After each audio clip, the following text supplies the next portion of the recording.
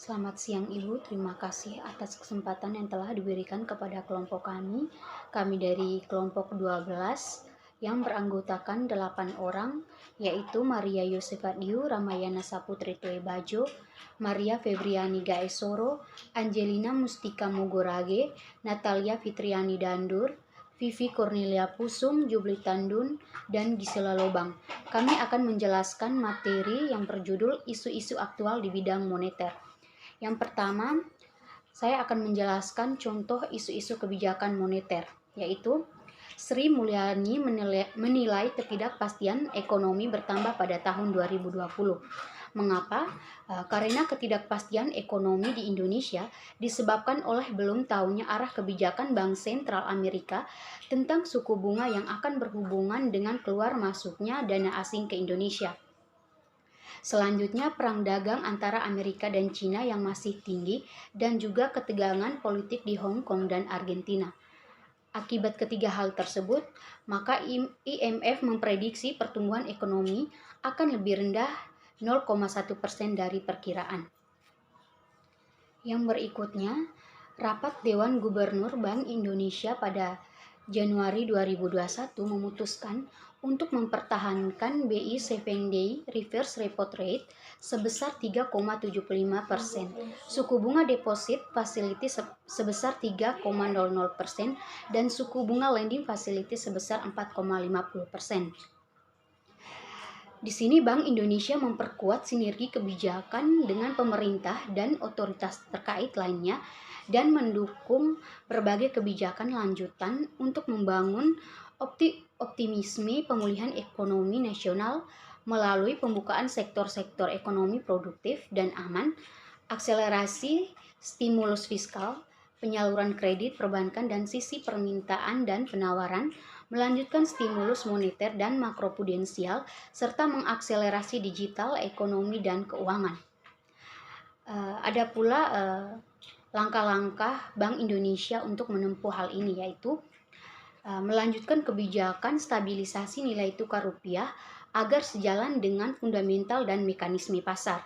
Berikutnya, melanjutkan penguatan strategi operasi moneter untuk mendukung stance kebijakan moneter akomodatif. Berikutnya, melanjutkan percepatan pendalaman pasar keuangan melalui penguatan Jakarta Interbank Spot Dollar Rate sebagai acuan nilai tukar rupiah terhadap dolar Amerika Serikat guna meningkatkan kredibilitas pasar falas domestik dan mendukung stabilitas nilai tukar di Indonesia. Penguatan JISDOR mencakup metodologi, periode pemantauan transaksi, dan waktu penerbitan sebagaimana yang sudah terlampir. Oleh karena itu, Bank Indonesia terus mengarahkan instrumen kebijakan untuk mendukung pemulihan ekonomi nasional dengan tetap menjaga terkendalinya inflasi dan memelihara stabilitas nilai tukar rupiah, serta mendukung stabilitas sistem keuangan.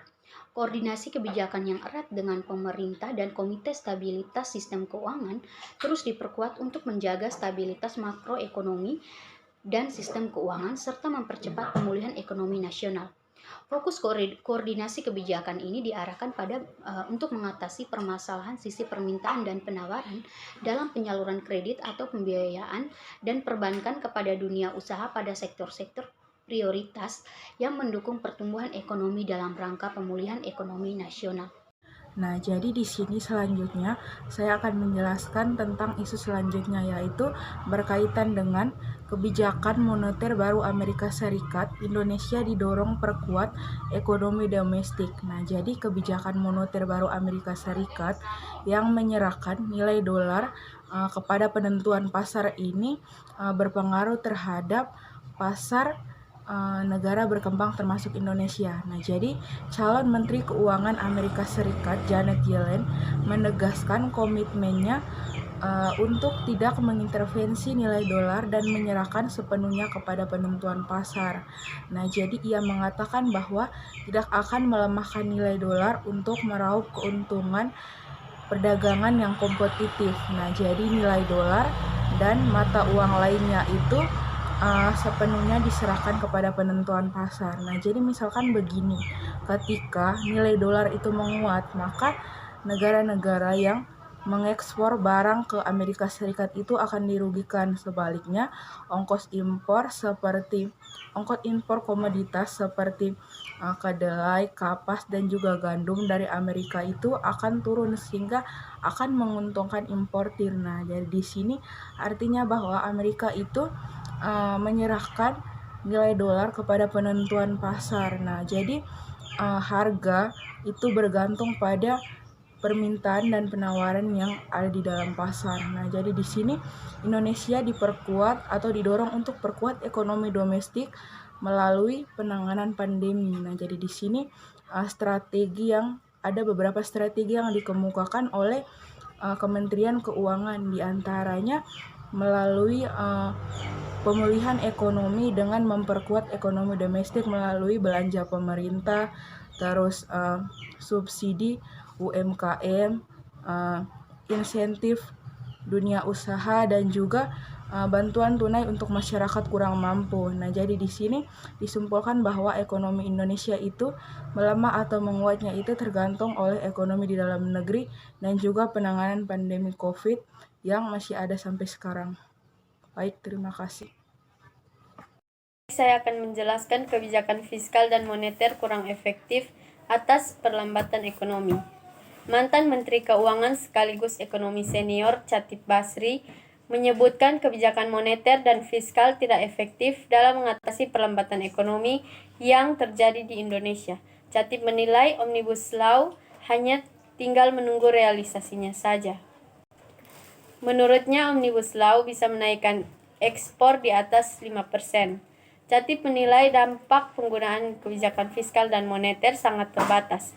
Hal ini mengingat penerimaan pajak yang kurang maksimal dan dampak The Fed yang sudah menghentikan penurunan suku bunganya.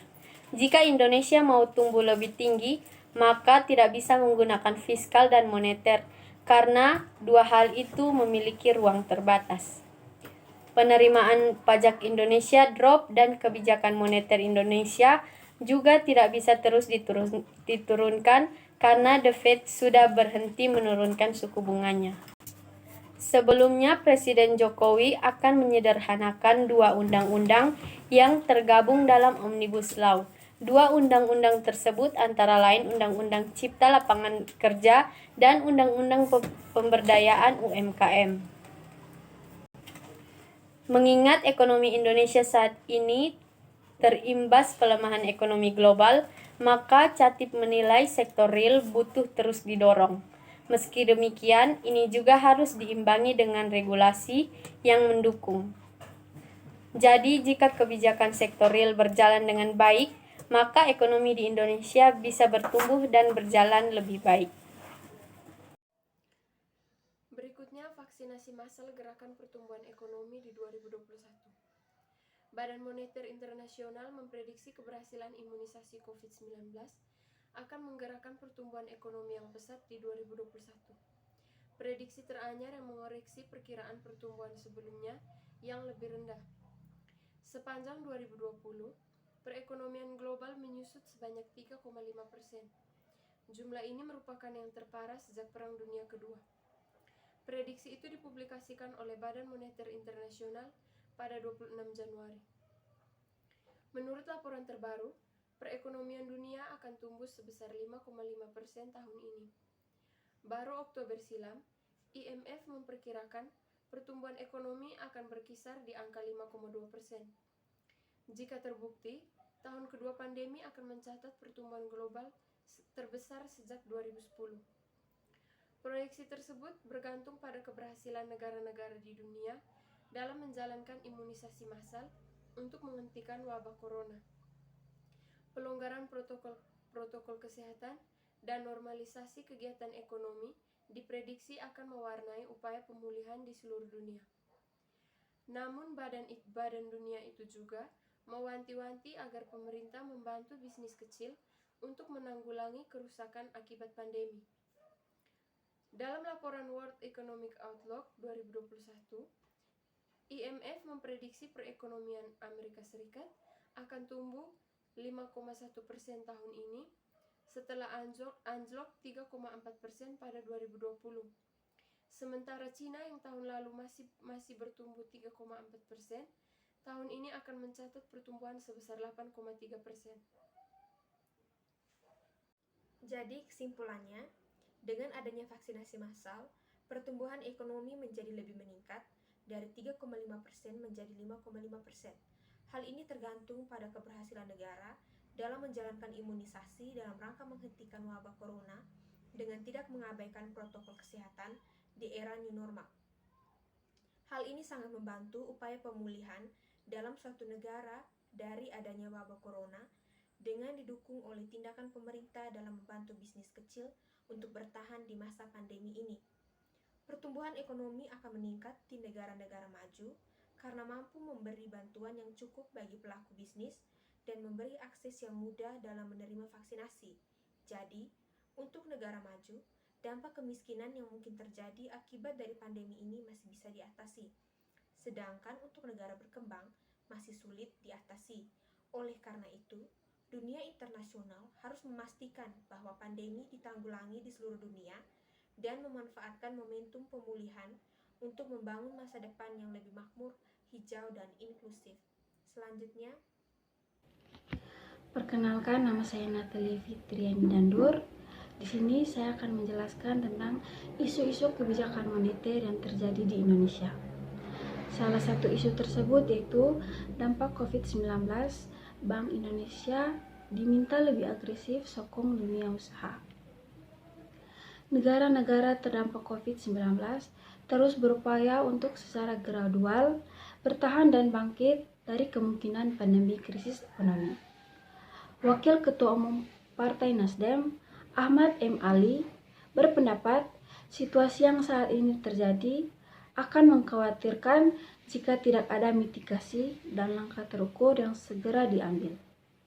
Ia mengatakan kalau tidak ada langkah bersama, baik di nasional maupun internasional, akan lebih banyak lagi penderitaan yang dihadapi pengusaha dan pekerja. Yang terjadi saat ini bukan hanya stok bahan baku yang terbatas yang dialami industri.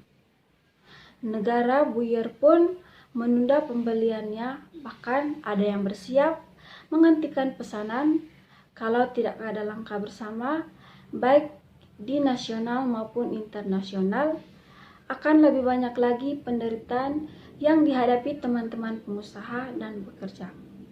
Ujarnya dalam keterangan resmi yang diambil oleh kompas.com.